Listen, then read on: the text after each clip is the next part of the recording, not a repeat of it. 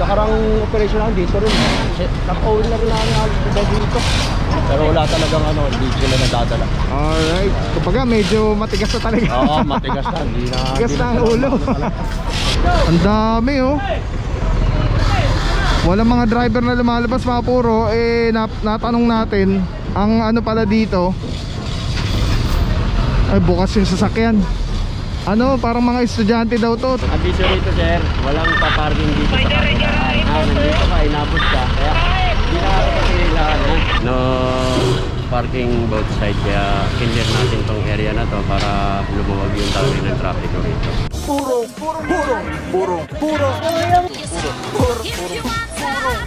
pagmamahal. Purong pagmamahal.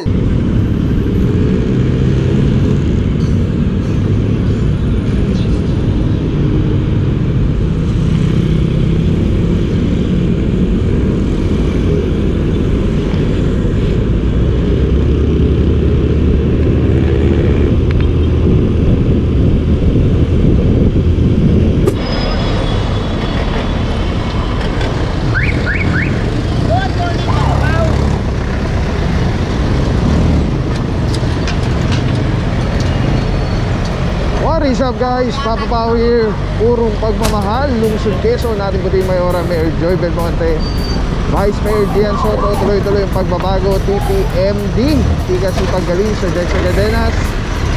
Apuro Barangay Fairview. Araw natin, Friday, April 4, 2025. Well coordinated yung pinakandak na clearing operation.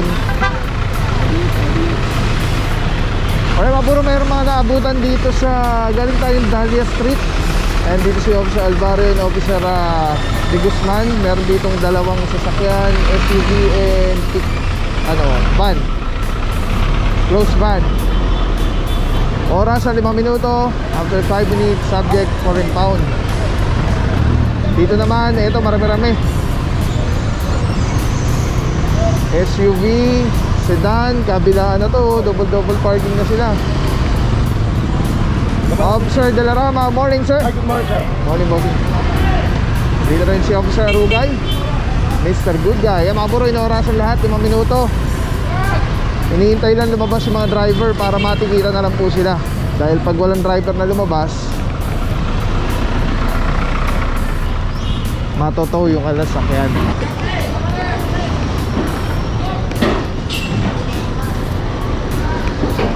Ay mga puro, ayan ano, kasama natin yung barangay personnel na nagga-guide po sa tropa para malaman kung may one side parking sa area. Kasama natin dito Officer Alvario, morning sir.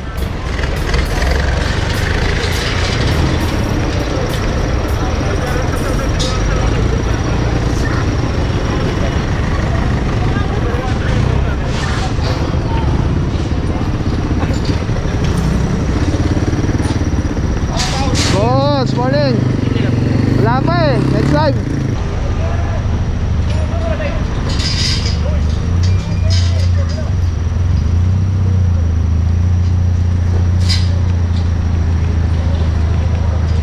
Wala yung signage eh. Pero corner siya ng Titus. Okay ba, puro may isang sedan dito. Brown. Dito isang Geely SUV. Mukhang 5 minuto na po sila, no? Dito isang sedan, silver SUV. Ang dami, walang mga driver po lumalabas. Over Santa Cruz. Morning bossing. Tama natin dyan. Tapos dito naman kakatikitan na po.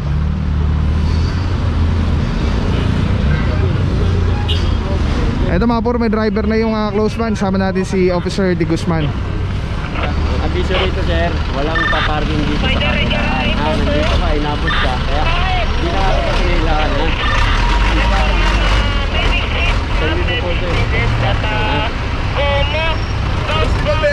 Alright, ticket na lang po ito. May driver naman. Tapos yung isa yan binapakala na rin po. Sabay-sabay lang naman oras na ito. 5 minuto na po ito lahat.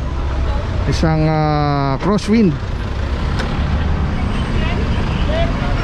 So far until now wala pong driver na lumalabas. Nag-ingay-ingay na po, nagbusina na.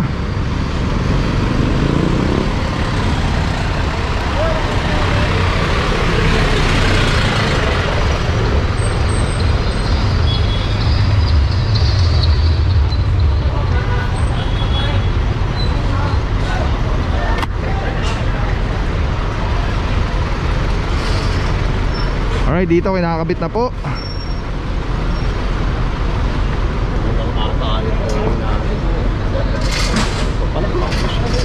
Officer De La Rama, good morning, yes, sir. Saludo mga bossing, TTMD. God bless. Boss, ano reklamo na din sa area, boss? Ayun nga, lagi naman natin ito ino-operate. Mga nakaraang buwan pa, pero talagang hindi sila maano sa sinusunod, hindi nila sinusunod yung ano ng barangay, yung ordinance ng barangay na bawal mag-park dito. Pero hindi nila sinusunod, talaga nagpa-park pa rin sila. Marami na nakarang operation lang dito rin. Naka-own na rin namin dito. Pero wala talagang hindi sila nadadala. Alright. Kumbaga medyo matigas na talaga. Oo, matigas na. Matigas na ang ulo. Alright, thank you so much, Officer De La Rama. Salud mga bossing. Alright mga puro, ito po aangat na. Ito po nakabakal na rin, aangat na rin. Yung isa nakaangat na. Ito po iaangat na rin po ito. Lahat may bakal na.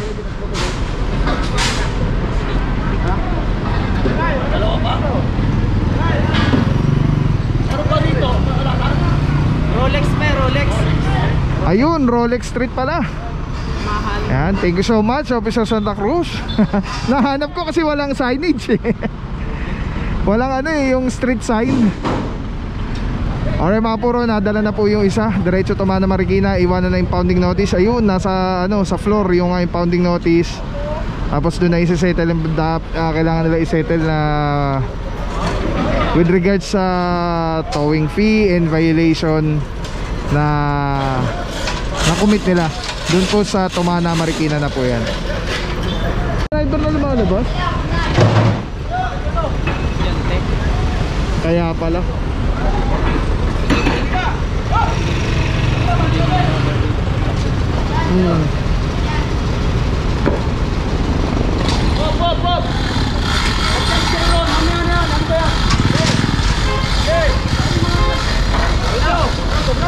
Ang dami walang mga driver na lumalabas mga puro. Natanong natin ang pala dito ay bukas yung sasakyan. Parang mga estudyante daw to, mga na to, mga nakapark na to. So anong school kaya sila? Nasaan kaya silang school?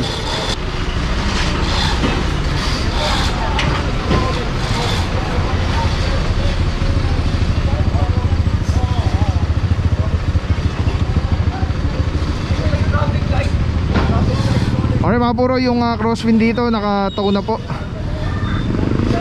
Tumana Marikina, tapos iwanan na impounding notice. Ito po, binabakala na. Sasampa na rin po ito itong SUV. Yung Jollibee, malapit daw, malapit. Yung traffic light dito. Punta ka rito, marami pa tayo dito.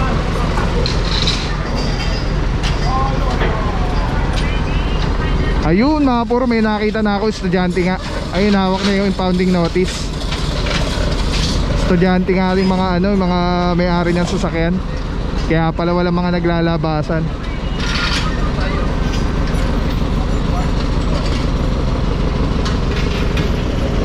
Ayun, tinatanong niya doon sa paano yung settlement or mga details regarding doon sa sa sasakyan niya na tow. So doon niya napupuntahan po yan sa Tumana Marikina.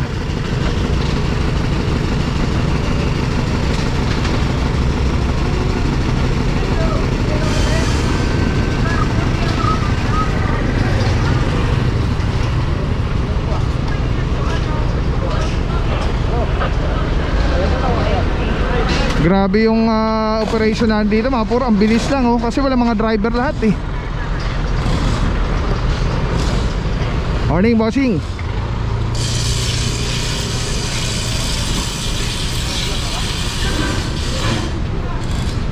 Officer De Guzman, morning sir. Saludo mga boss, God bless po. Boss, kamusta yung kinakandak natin clear operation dito sa Barangay Fairview po? As per nung nakipag-coordinate sa Barangay Fairview sir, as per nung guide natin, no parking both side, kaya clear natin tong area na to para lumuwag yung daloy ng traffic dito. Alright. Napansin natin bossing na walang driver na lumalabas. Eh, kanina pa sir, wala pa eh. Oo nga. Kanina pa, hanggang ngayon. Yung Kaya mga- siguro lagi nare-reklamo na boss. Kaya nare-reklamo sila sa barangay. Street, Barangay, Fairview. Fairview. Yes. Sige pa. Alright, thank you so much. Officer Guzman, yan mga puro tinatawag na ni bossing sa tumahan na yan para mabigyan ng reference number. Yung ito yung tinauna sa sasakyan. Tapos ito nakasampa na rin po. Ito diretso na. Ang bilis na ng operation pag ganito, no? Walang mga driver na lumalabas. Parang kampante sila mag-park dito sa area.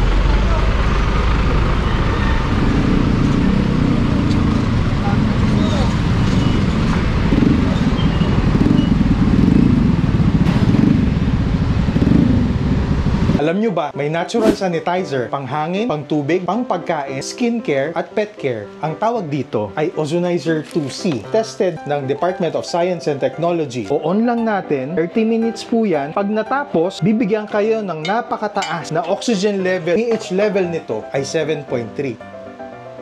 For more information, visit Super Oxygen sa Facebook page or 0917-755-0889. Maraming salamat sa iyo. Walang papapaw. So thank you so much sa walang sawang support, tiwala. Thank you sa Panginoon at ingat kayo palagi. God bless you.